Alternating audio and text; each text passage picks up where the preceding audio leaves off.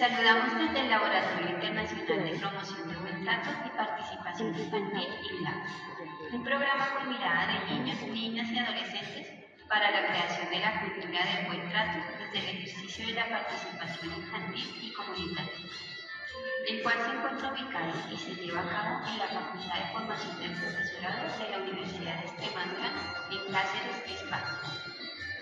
INLAB nace como una necesidad social y también amparado por la Ley Orgánica de Protección Integral a la Infancia y Adolescencia frente a la violencia. A través de este programa se evidencia científicamente que la puesta en práctica de actividades promotoras de buen trato y participación mejora la convivencia escolar y social. En un mundo donde la voz de los más pequeños a menudo no es escuchada, consideramos fundamental contar con la colaboración de profesionales y académicos cuya experiencia y conocimiento puedan enriquecer nuestros jóvenes y hacer un aporte significativo. Haz la diferencia y sé parte de INLAB. Deseamos que disfruten del 6º Congreso Mundial con Infancia y Adolescencia, Educar para la Felicidad. Muy buenas tardes a todos y a todas. Somos Ángel y Diana. Esperemos que hayan disfrutado de la sesión de esta mañana y que se sientan muy recargados para esta sesión. En primer lugar, vamos a dar inicio al panel de expertos 2 con la intervención de María José Garrido Mayo sobre la biología y cultura de la infancia. Esta intervención tendrá una duración de 30 minutos. María José, cuando usted quiera.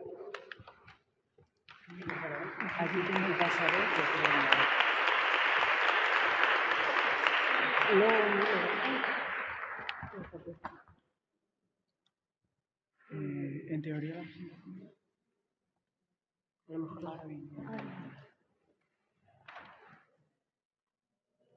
Hola, es que no está todavía la presentación, pero Joana, en un segundo lo va a solucionar, seguro.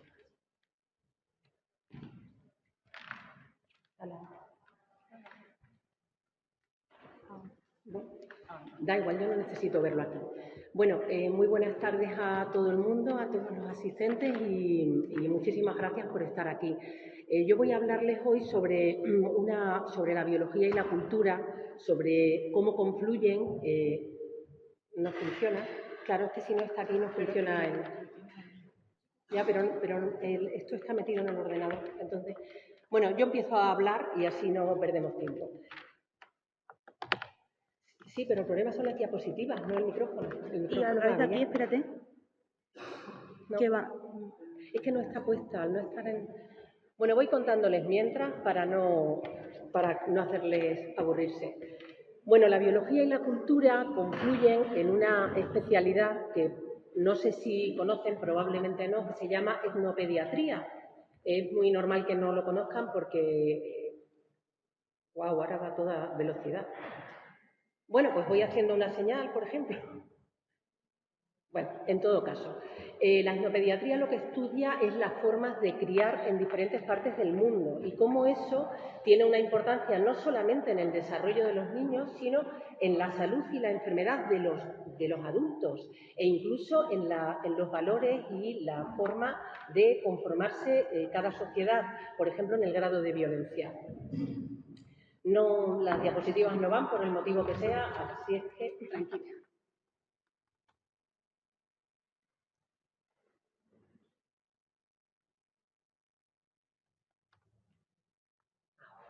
En cuanto que se apaga, ya está, puedo pasar la clase. Perfecto, muchas gracias, muy amable. Como decía, bueno, ahora se ha puesto la siguiente, vamos como avanzando. La que está apareciendo en las pantallas es la posterior, ¿verdad? La vuestra. No sé si puede solucionarse. Ahora en el ordenador yo veo la de ahora, pero ellos no.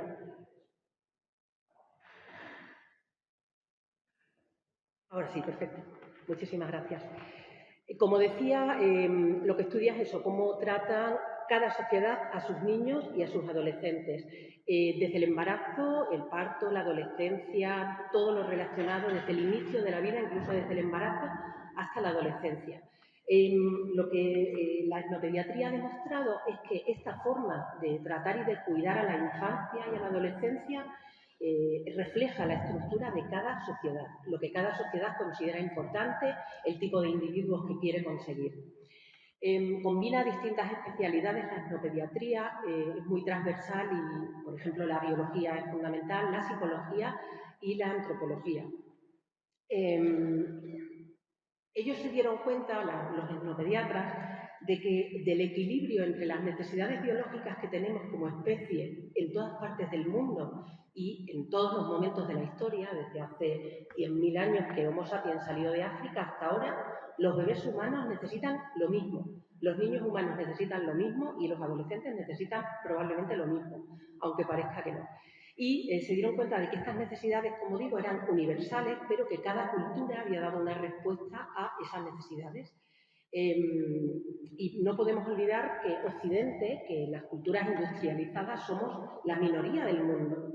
En 3/4 partes del mundo las cosas se hacen de otra forma y esto lo demostró este estudio tan curioso de Sociedades Will, que vino a decir que todo lo que se había estudiado sobre el comportamiento humano se había basado en sociedades occidentales. Sigue sin verse las diapositivas en las otras pantallas, 2 más atrás creo, o así, bueno. Todas las investigaciones se habían hecho sobre sociedades occidentales, educadas, industrializadas, ricas y democráticas. Y esos estudios sobre el comportamiento humano de esas sociedades se habían extrapolado a la humanidad entera. Y aquí tenéis, por ejemplo, pueden ver el mapa de cómo sería en realidad todos los países y los continentes en la escala real del tamaño. Fíjense cómo en los mapas que hemos visto y que hemos estudiado desde pequeños, Europa parecía grandísima, ¿no? Casi más grande que África. Y este sería un mapa real. Bueno, vamos con una de diferencia. La etnopediatría también demostró y descubrió que las sociedades tradicionales tenían unos valores muy diferentes a los de las sociedades industrializadas, posmodernas, postindustriales o como queramos llamarlas. Por ejemplo, lo grupal, el grupo por encima del individuo, la ayuda mutua y la cooperación social, la solidaridad, la reciprocidad, el integrar a los niños también en los grupos y el respeto a las necesidades y a la biología infantil. Mientras que en nuestras sociedades, pues lo importante, como sabemos, es la individualidad, cada individuo, la competitividad, la propiedad privada, sin duda, la independencia cuanto antes y, por tanto, hay una confrontación entre las necesidades infantiles, las necesidades de los niños y lo que nosotros les damos, ¿no? ¿Estas necesidades cuáles serían en todas partes y en todo momento histórico? Pues, por un lado, un embarazo y parto fisiológicamente respetuosos con la fisiología humana, una esterogestación, que significa una gestación fuera del útero, o sea, que durante un año más o menos los bebés humanos necesitan estar muy pegados, muy en contacto. ¿Por qué? Porque nacemos muy inmaduros. Esto es por cuestiones físicas, biológicas, como por ejemplo el hecho de andar sobre 2 piernas, ¿no? La bipedestación que se produjo hace 4 millones de años, o el hecho de que seamos la especie altricia con el cerebro más grande de todos los primates. Esto hace que los bebés nazcan con un cerebro de entre un 12 y un 25%. Fíjense, o sea, les queda todo el desarrollo de su cerebro ya después del nacimiento. ¿Y qué necesitan? Pues eso son el primer año de vida, los bebés humanos no sirven para nada. Probablemente somos la especie más inútil de todas las especies de la Tierra, el primer año de vida. Y eso lo que demuestra es que necesitamos un cuidador, necesitamos atención continua. Y desde luego presencia. Esa atención tiene que ser en forma de contacto físico, pero también contacto físico durante la noche, durante los primeros años, y desde luego atender el llanto, que es la única forma de comunicación que tienen los bebés humanos. Todo se resume en que los bebés lo que necesitan es presencia de sus figuras de apego para poder establecer un apego adecuado y un desarrollo lo mejor posible en todos los sentidos, biológico, neurológico, psicológico y físico. ¿Por qué? ¿Por qué los bebés humanos necesitan esto? Pues, como decía, porque tenemos una infancia muy larga debido a que nacemos prematuros, nacemos antes de tiempo y por terminar, completamente crudos, sin hacer. Y son estrategias de adaptación y supervivencia que han permitido pues, que lleguemos hasta ahora. Los bebés que lloraban eran los bebés que se salvaban, porque eran los que sus madres cogían. Los bebés que no lloraban y sus padres les olvidaban cuando éramos nómadas, morían por depredadores, probablemente. Entonces, han sobrevivido los bebés llorones. ¿Qué respuestas da a estas necesidades nuestra sociedad? Pues todo lo contrario de lo que necesitan. Por un lado, medicalización de todos los procesos vitales, no solamente el nacimiento. Sabemos que el grado de intervencionismo en los partos en Occidente y en culturas industrializadas es altísimo, mucho más alto de lo que sería conveniente, y esto no lo digo yo, lo dice la Organización Mundial de la Salud. Una medicalización también de procesos como el envejecimiento, la muerte, la menopausia es considerada una enfermedad, cuando en otras culturas, cuando una mujer llega a la menopausia, por fin no tiene que hacerse cargo de nadie, es libre y puede disfrutar. Es una edad dorada, pues aquí es algo espantoso, ¿no? Casi una enfermedad. ¿Qué tenemos también como respuesta? Un consumismo exacerbado, ¿no? Que hace que les demos a los niños muchas cosas materiales, tangibles, en lugar de presencia, que es lo único que necesitan. Y de tal manera que el concepto de niño hiperregalado, que termina jugando con la caja de los juguetes cuando le han regalado un montón de cosas, ¿no? En Navidad, por ejemplo. Carísimos artefactos de crianza inútiles que no sirven para nada. El institucionalizar a los niños a edades cada vez más tempranas, en lugar de permitir pues, unas licencias de maternidad y paternidad mucho más largas, que les permitan crecer rodeados de sus figuras de afecto y de apego. Y finalmente una invisibilidad, porque realmente la maternidad y la infancia en nuestra sociedad no existe, o sea, la importancia es ninguna. De hecho, se prohíbe el acceso a niños. Eso sería inconstitucional, sería antiético y sería una aberración si, por ejemplo, prohibieran la entrada en restaurantes, en eventos sociales como bodas, bautizos, cumpleaños, a personas, por ejemplo, racializadas o a mujeres. Prohibida la entrada de mujeres, ¿qué nos parecería como sociedad? No lo permitiríamos, pero con los niños nos parece lo más normal del mundo. Sigue sin verse la diapositiva fuera. Si pueden, por favor, pasar una o dos. Esto es lo que les he contado. Sí, perfecto, otra más. Perfecto, aquí estamos. Pues, por ejemplo, para ver en imágenes qué es lo que importa en nuestra sociedad, pues la lactancia materna, por ejemplo, se realiza en sitios públicos en un váter o al lado de un váter. El mayor experto en mastitis en España hasta hace muy poco tiempo era un veterinario. No había investigaciones sobre leche humana, sobre lactancia humana en nuestra propia especie. Las investigaciones se hacían sobre vacas y sobre caballos. ¿Por qué? Porque es lo que daba dinero. Los criadores de caballos saben que si un caballo no ha tomado calostro, no puede ser nunca campeón. No va a poder competir en alto nivel. O artefactos, ¿pueden pasar, por favor? Artefactos como estos. Voy a pasarlos muy rapiditos, por favor. Bueno, esto además es completamente peligroso por el riesgo de atragantamiento. Sí. Esto, por ejemplo, que lo que imita es eso, a unos brazos humanos en lugar de dejar que su madre o su padre estén con el bebé. Esto, por ejemplo, de lo que se trata es de diferir la crianza. O sea, aquí puedes mecer al bebé sin contacto físico ninguno, mientras la madre o el padre o quien sea está en otra habitación con un mando a distancia. Esta silla se caracteriza por nunca permitir el contacto físico. Va a mantener siempre 10 o 15 centímetros de distancia. De esto no tengo palabras. Y esto, por ejemplo, es impresionante, ¿no? Cómo se pone a dormir a los bebés de una forma completamente antinatural, antiergonómica, antibiológica, en la cual el bebé se tiene calor, no puede moverse, no puede... En fin, podría contarles, otro día lo haremos, sobre por qué en China, hasta hace 60 años, existían los niños del saco, donde esta forma de dormir era la única que habían encontrado para poder sobrevivir, para que su familia los mantuviera a salvo mientras trabajaban la jornada entera de sol a sol en los arrozales. Pero algo que era una necesidad en otras culturas se ha convertido en un lujo y en un privilegio en la nuestra, fíjense. ¿Por qué? Porque si los bebés lo que necesitan y los niños es... lo que hemos visto, que al final es todo gratis y solo se traduce en estar con ellos, les damos estas cosas, pues lo que aquí hay.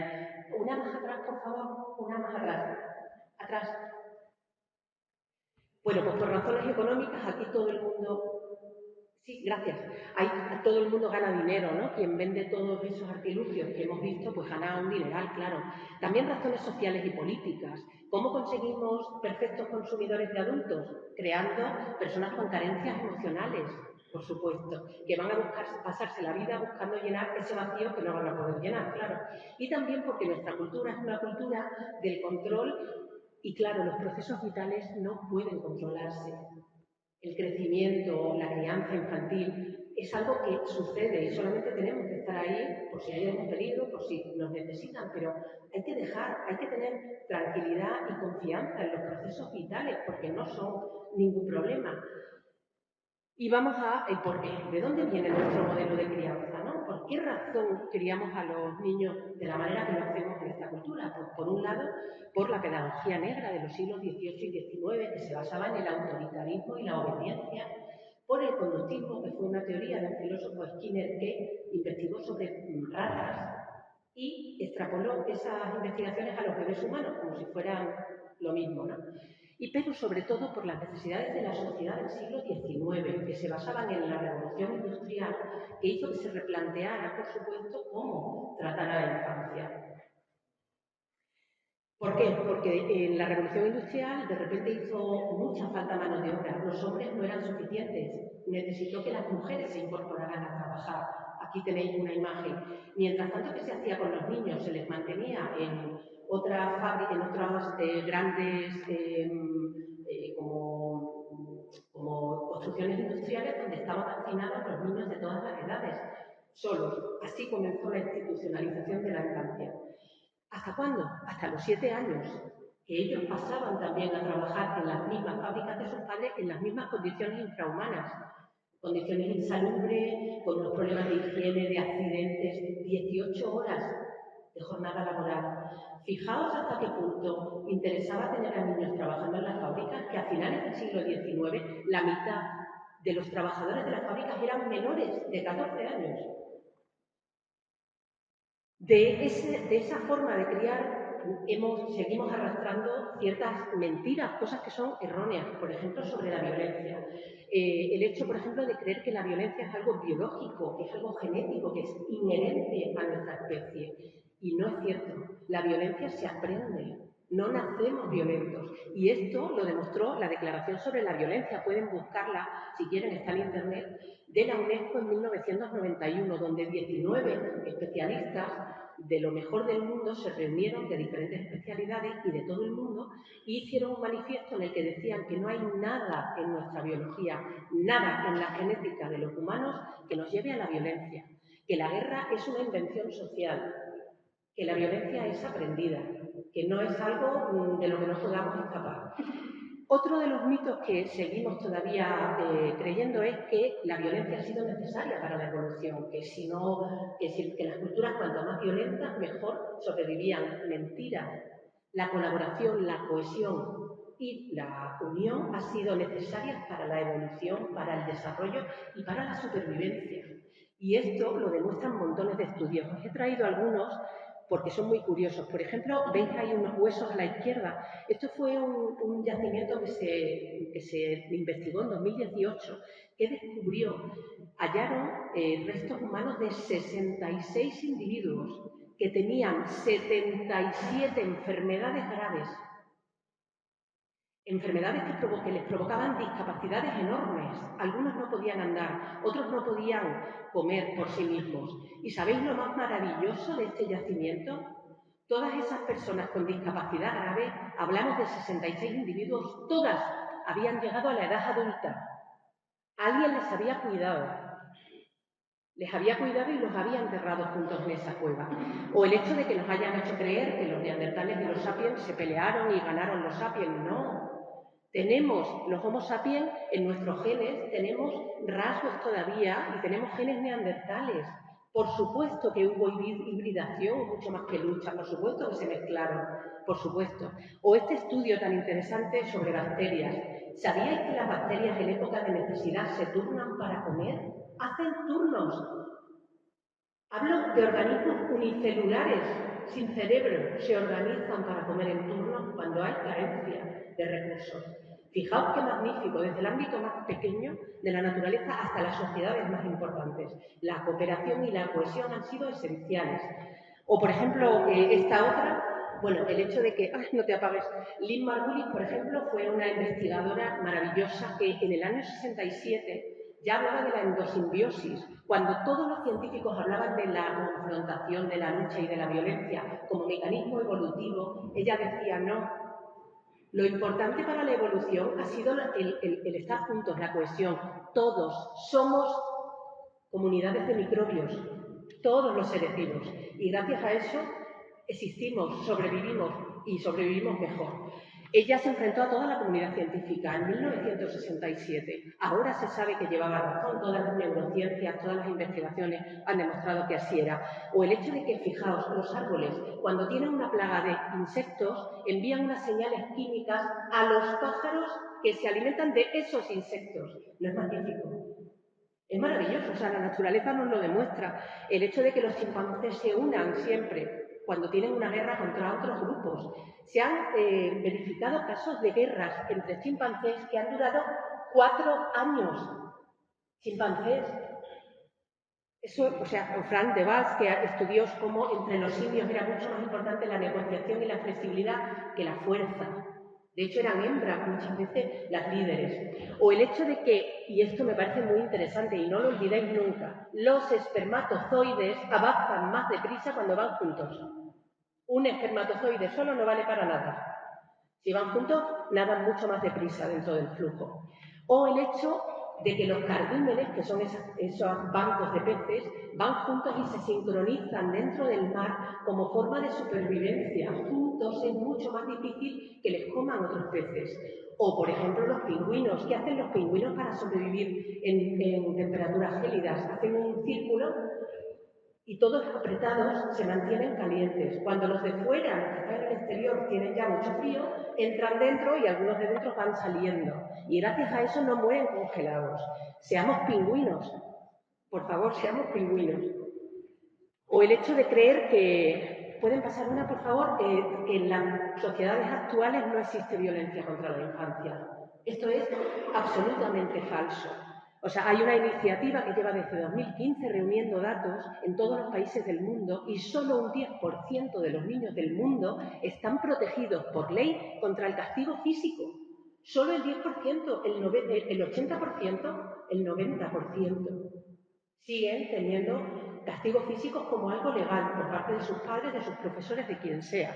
Aquí hay un informe que les he puesto en la bibliografía que demuestra que 1 de cada 4 niños no tiene una infancia ni segura ni sana en el mundo.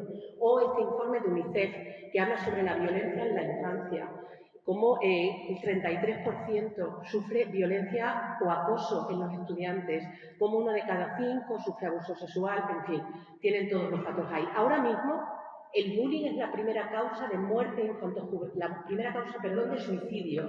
Y el suicidio es la primera causa de muerte infanto-juvenil. Algo estamos haciendo muy mal como sociedad. Por favor. Y por último, otro mito sobre la violencia es que la violencia no tiene nada que ver con la infancia, que eso es que luego en la edad adulta o en la adolescencia nos sale de repente una violencia ahí. No se sabe por qué, incierto. El periodo primal, el periodo que va del embarazo a los 2 primeros años de vida, es esencial en la conformación de cómo nos vemos a nosotros mismos, en nuestra autopercepción, en cómo nos relacionamos con otras personas, en si nos relacionamos de una forma agradable, de una forma colaborativa o de una forma hostil. Eso todo empieza en la infancia. De hecho, cada cultura construye las emociones, lo que sí se permite, lo que no. Todas las emociones tienen una función biológica esencial, todas, el miedo, la ira, todas, están ahí por algo. Porque en la naturaleza no existe la casualidad, todo tiene un propósito, una razón de existir. O el hecho de que estudios como los investigadores que les pongo ahí han estudiado cómo el grado de contacto físico en distintas culturas del mundo está absolutamente relacionado con el grado de violencia. ¿Cómo se trata a los niños? ¿Tienen mucho contacto físico? Van a ser menos violentos. Y esto está demostrado en investigaciones científicas. Sobre infancia y violencia hay un montón de autores magníficos. Les he recomendado aquí 3 o 4 de los que podríamos hablar ahora porque son necesarios. Pero desde luego tenemos que tener en cuenta que incluso reprimir las emociones, el hecho de decir te pones muy fea cuando lloras, los niños no lloran, eso es violencia, porque no estamos permitiendo expresar una emoción que es necesaria y que tiene una razón de existir.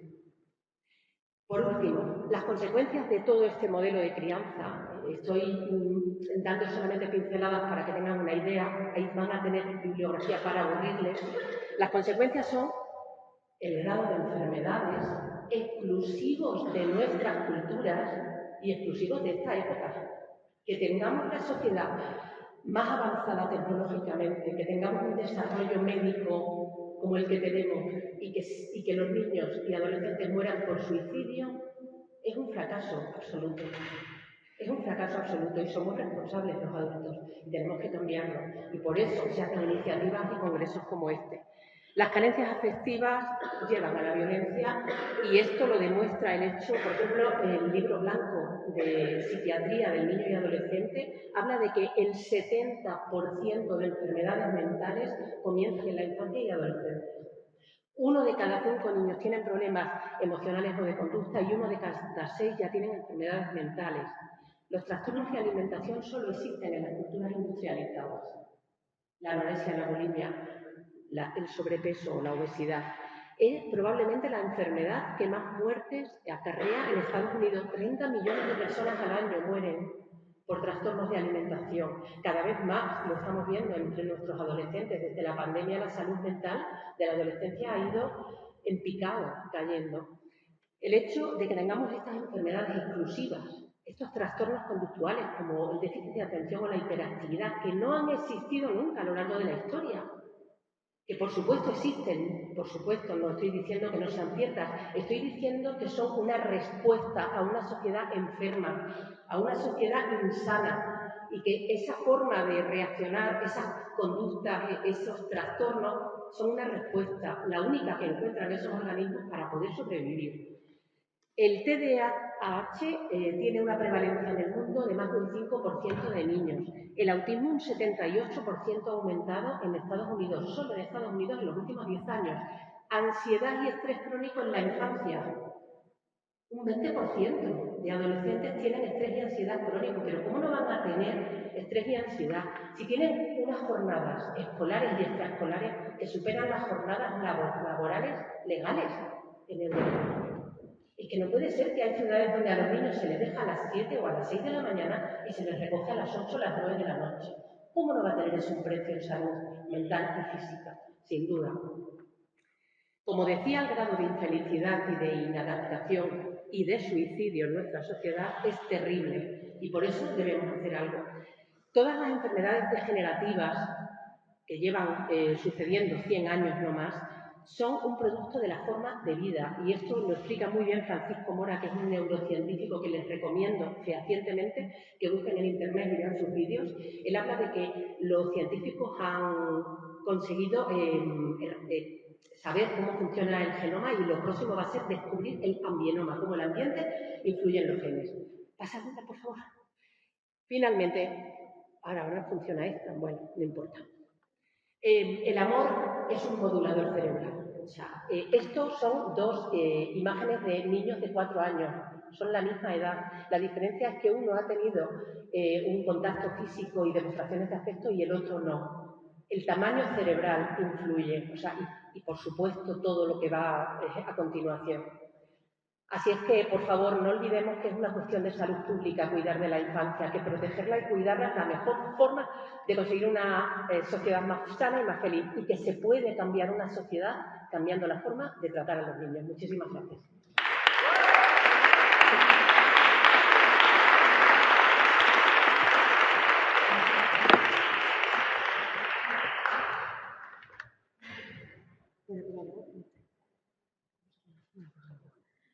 Muchísimas gracias, María José, por tu intervención.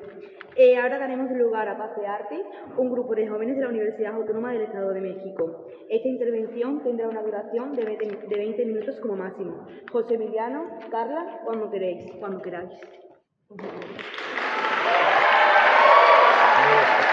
lo tenemos fuera. Claro, yo sé lo que yo tenía.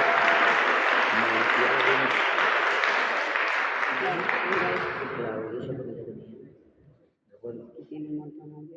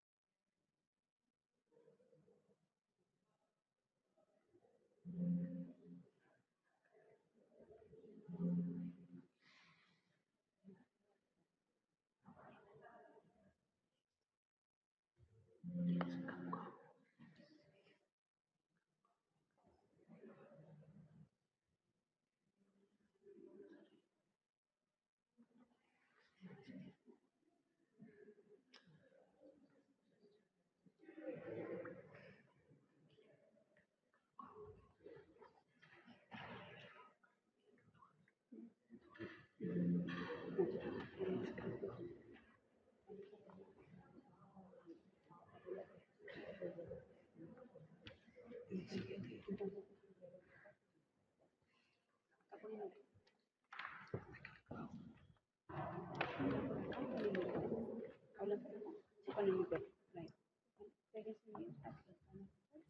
le van a indicando a las chicas de eso para que les pasen la diapositiva. Gracias.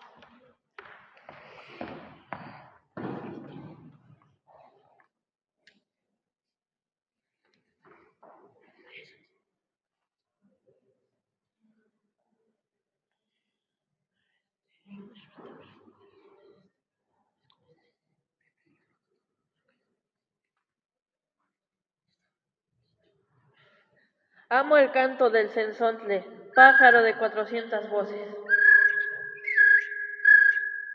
Amo el color del jade y el enervante perfume de las flores. Pero amo más a mi hermano el hombre, Nezahualcóyotl, gran legislador y poeta texcocano. Hola amigas y amigos, somos Pasearte, familia de paz en acción. Y nosotros somos Carly Y Emiliano.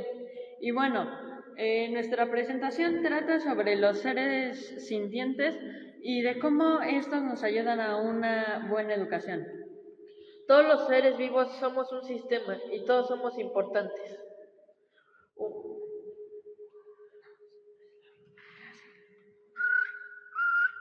Humanos y no humanos tejemos relaciones en la tierra para hacerla un lugar mejor. Michis y lomitos, haciendo un mejor lugar para aprender. Bueno, aquí queremos recalcar que los michis en México son los gatos y los lomitos son los perros. Entonces, esto se basa en los gatos y perros en ambientes escolares. Nuestros objetivos son concientizar a la comunidad escolar, en los que están alumnos, profesores, directivos, padres y madres de familia y también el gobierno, de la importancia que tiene la convivencia de los animales domésticos como perros y gatos en la escuela, para la enseñanza de la compasión y la ética del cuidado. También es importante incorporar acciones como la adopción, sanitización y alimentación de una mascota escolar para fomentar un buen trato y generar aulas de paz y felicidad realizando acciones de responsabilidad comunitaria. Bueno, en nuestras acciones se presentaron propuestas por primera vez ante la Cámara de Diputados del Estado de México para lograr que espacios educativos en todos los niveles sean lugares más felices y con mayor ética del cuidado. Una de estas fue que es importante la adopción de una mascota escolar para que los alumnos apliquen la responsabilidad para saber cuidar a un ser vivo. Y una segunda es la adopción de un animal de compañía, pues mejorando su calidad de vida de situación de calle y pues mejorando. En este caso, pues tenemos en la universidad un perrito al que le pusimos Capi y de apellido Vara. Bueno, este perrito venía a la escuela, era un perrito de la calle, y pues dentro del mismo salón se unió más para darle de comer al perrito. Él subió de peso y pues por consecuente pues también nosotros tuvimos una mejor comunicación entre grupo y el perrito pues fue salvado de una situación difícil. La tercera acción es al animal de compañía se le darán recursos básicos como buena comida y agua limpia. Y la cuarta es que los alumnos generarán importancia, respeto y apoyo a los animales en situación de calle. En este caso, el perrito que sale en la imagen es un perrito que nosotros adoptamos. Cuando abrimos el zaguán de nuestra casa, el perrito se metió y ya lo adoptamos y lo cuidamos y estaba muy flaquito en comparación a la foto que sale ahora. La quinta acción son que los alumnos crearán conciencia con una mayor probabilidad de adoptar animalitos y la sexta es buscar bibliografías que instruyan y motiven al cuidado de los seres vivos, en especial de los animales de compañía. Bueno, el Siberian Husky que sale ahí, pues nos lo encontramos también en la calle, estaba muy flaquito, realmente mal, el pobrecito parecía haber sido violentado porque pues actuaba de una manera muy agresiva. Ya después, con el paso del tiempo y la confianza que le fuimos dando, él también nos dio su confianza y pues se generó un buen ambiente. Y el otro perrito también viene de la calle, nos lo encontramos afuera de una iglesia allá en Toluca, y pues este fue más difícil de atrapar, pero nunca actuó agresivamente. La séptima acción es realizar talleres de cuentacuentos en donde los mismos estudiantes escriben historias que inspiren cuidando de los animales de compañía. Por ejemplo, escribir una historia inventada o de un perrito que hayan adoptado. Y en la octava es impulsar talleres como carpintería para la elaboración de casas y techos para perros en situación de calle. También está el realizar recetarios de comidas saludables para los animales de compañía y llevarlos a cabo en la escuela, y realizar actividades artísticas que involucren a los michis y lomitos en la elaboración de pinturas, esculturas, etc. Pues al final, ya que tenemos a un ser vivo en la escuela, creo que también es importante darle diversión también a él. Y pues, qué mejor que convivir con más alumnos, ¿no?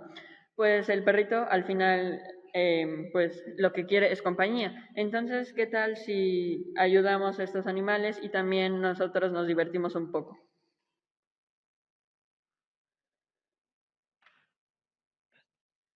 Dentro de nuestras conclusiones está que este proyecto ya ha sido llevado a cabo también en México, y pues gracias a la propuesta se llevó ante la Cámara de Diputados del Estado de México durante la 61ª legislatura, y se realizó la iniciativa de ley con proyecto de decreto para impulsar el bienestar de los seres sintientes no humanos en el ámbito educativo.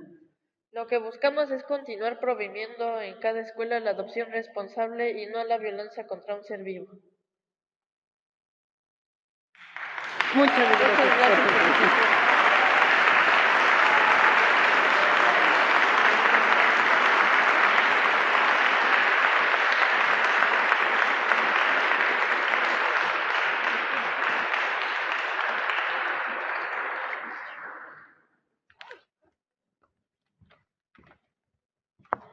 Muchísimas gracias, José Emiliano y Carla, por vuestra intervención.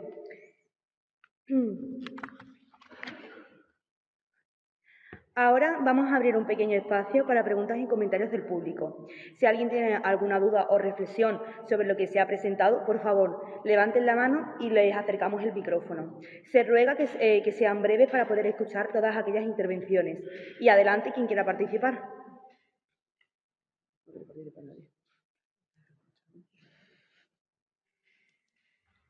¿Y el micrófono? Un segundo.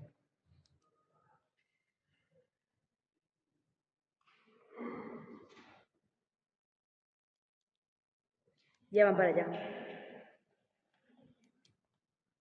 Tú déjalo por aquí por si acaso.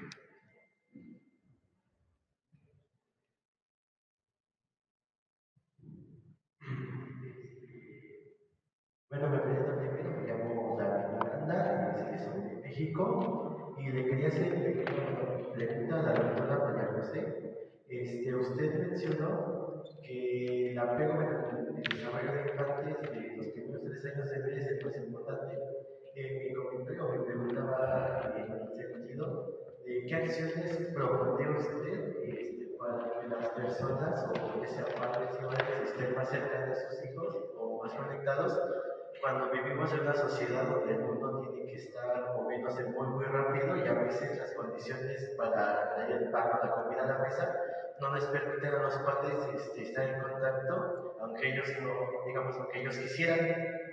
Además, igual le comento sobre digamos, las jornadas largas de los niños, que son mayores a las del trabajo, pero bueno, lo mismo, o sea, a veces no hay el tiempo para que los padres puedan estar con los niños e inclusive para cuidarlos lo suficiente porque no les alcanza el sueldo, tienen que trabajar horas extra o doblar turnos para tener de cierta manera un sustento económico lo suficientemente amplio para que puedan vivir sin carencias o apenas para poder darse lujos como han sido algunas vacaciones anuales.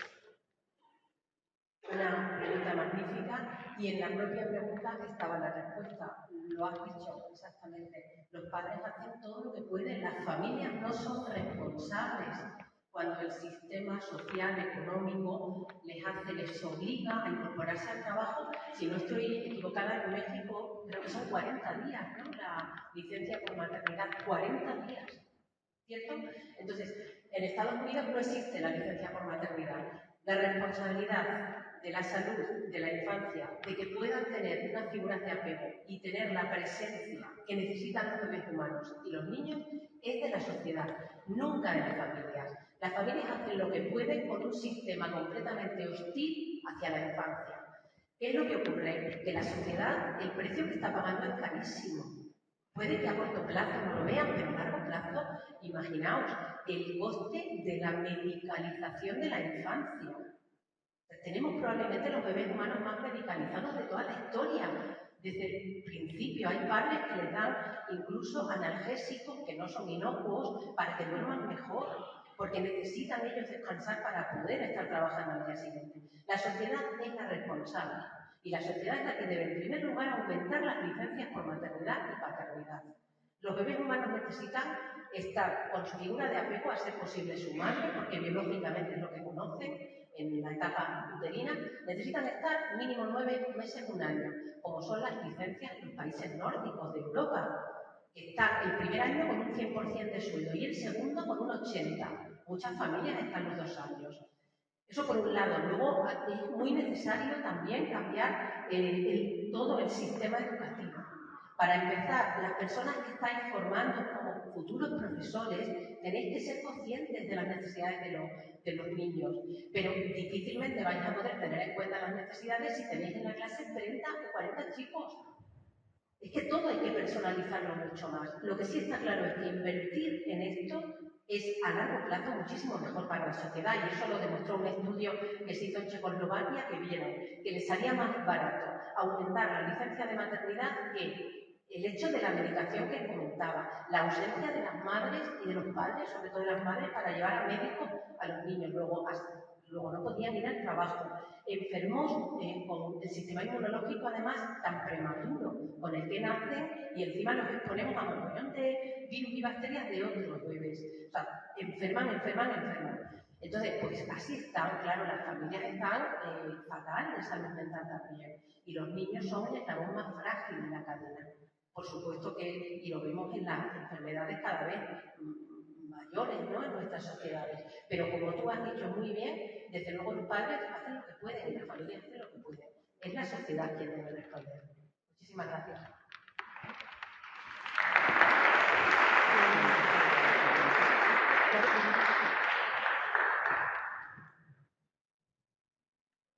Hola, yo quería felicitar a los 2 chicos que han hecho ese proyecto tan extraordinario y quería preguntaros qué dificultades os habéis encontrado, si habéis encontrado resistencia en el barrio para hacer eso, y si tenéis alguna ayuda desde la administración pública, desde las autoridades, etcétera, porque me consta que la gobernadora del Estado de México, si no me equivoco, la maestra Delfina, tiene mucha sensibilidad en este sentido, y estoy convencida de que si conoce vuestro proyecto os va a ayudar.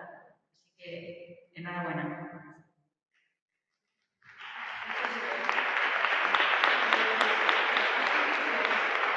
Es también parte de cómo han sido tratados los animalitos en este aspecto. O sea, porque muchas veces no solo somos nosotros, muchas veces, pues, la misma gente que los abandona, últimamente ha sido por pandemia, abandonaron a muchos perros. La raza más abandonada en México fueron los Siberian Huskies, porque, pues, por lo mismo no los podían mantener, son muy activos y, pues, al final los abandonan, muchas veces los maltratan. Esta iniciativa, pues, al llevarse a cabo en México, tuvimos que cuidar bastante a los animalitos que a veces se comportaban de manera agresiva. En la misma escuela, pues también había perritos que se comportaban de manera agresiva hacia los alumnos, pero pues esto se tuvo que ir solucionando claramente, brindando confianza. Pues del gobierno Pues eso ya fue también gracias a una diputada que conocemos bien, que nos ayudó a impulsar la iniciativa de ley para el cuidado de los animales. Y pues ya de aquí también es lo que quisimos presentar.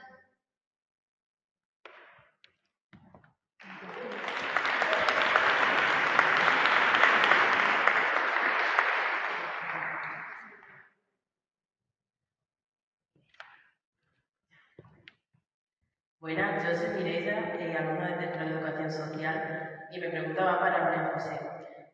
Como bien ha mencionado, la violencia es algo que se aprende, y quería preguntarle qué consejos nos podría dar para evitar que los niños adquieran esta conducta, ya que es algo que se encuentra habitualmente, ya no solo por lo que se ve en la tele, sino a diario. Gracias. Muchas gracias por tu pregunta. Pues se encuentra, es cierto, mucho, pero en nuestra sociedad, si vemos cómo se comportan los niños en otras culturas, nos sorprenderíamos muchísimo. Mirad, hubo un experimento que pusieron un vídeo a las madres africanas enseñándoles cómo actuábamos las madres en nuestra cultura cuando lloraba un bebé, lo que tardábamos en coger a un bebé cuando lloraba. Las madres africanas estaban horrorizadas. ¿Cómo podía ser que no lo cogieran inmediatamente, ¿no? Ellas no lo entendían. Para ellas eso es algo que lo tienen muy claro. De hecho, el tiempo, por ejemplo, que están en brazos en otras culturas es que es muchísimo más que en la nuestra. Pero ¿cómo van a estar en brazos si no hay brazos? Porque sus padres tienen que estar trabajando. Entonces, la única manera de erradicar la violencia es invertir en primera infancia. ¿Cómo? Por supuesto, los políticos. O sea, esto es una cuestión social, porque es una cuestión de salud pública. Entonces, si queremos una sociedad más sana en el futuro, más equilibrada, más feliz, porque al final la felicidad y la salud van de la mano, hay que invertir. Entonces, hay que dar dinero, aumentar las licencias, darle importancia a la infancia, empezar a darle voz con congresos como por ejemplo este, ¿no? Y es la única manera, y confiar, porque tardarán generaciones en revertir todo este proceso que hemos iniciado desde hace 100 años con este modelo de educación y de crianza. O sea, que todavía en el mundo, pero en países industrializados, el castigo físico sigue siendo legal. En España, hasta 2007, no fue ilegal pegar a los niños, a los padres. Entonces, es que vamos muy despacio, creemos que hemos avanzado mucho, pero en muchas cuestiones de violencia lo tenemos integradísimo, esa violencia, ¿no? Entonces, bueno, pues eso, para empezar a invertir, que los padres y las madres puedan estar con los niños, tendrán menos estrés, habrá un clima en casa mucho más tranquilo, mucho más relajado, mucho más flexible, y luego también hay veces que incluso transmitir todo esto, porque muchos padres y madres creen que eso es educar bien, porque es lo que ellos han recibido. Entonces, claro, estamos luchando contra un sistema entero que empieza en nuestros abuelos o bisabuelos, que está por todas partes, que está en el sistema sanitario, en el sistema... Tenemos que tener en cuenta que nuestra sociedad es muy adultocéntrica. Los niños no tienen voz, son los adultos los que mandan. Entonces, claro, es que está todo al revés, en el fondo, demasiado bien estamos, la verdad. Yo creo que hay mucha esperanza, ¿no? Aquí están demostrando estos chicos, ¿no? Que hacen las cosas de otra manera, empezando por otros animales, que es como hay que empezar, ¿no? Cada uno en su pequeño ámbito doméstico. Las grandes revoluciones comienzan con un solo individuo que dice no. Ellos están revolucionando todo eso, metiendo en el sistema educativo, por ejemplo, animales abandonados. Hay muchas iniciativas, solo tenemos que abrir los ojos, escucharles, ¿no? Y aprender de los niños. En el fondo así de sencillo. Muchas gracias.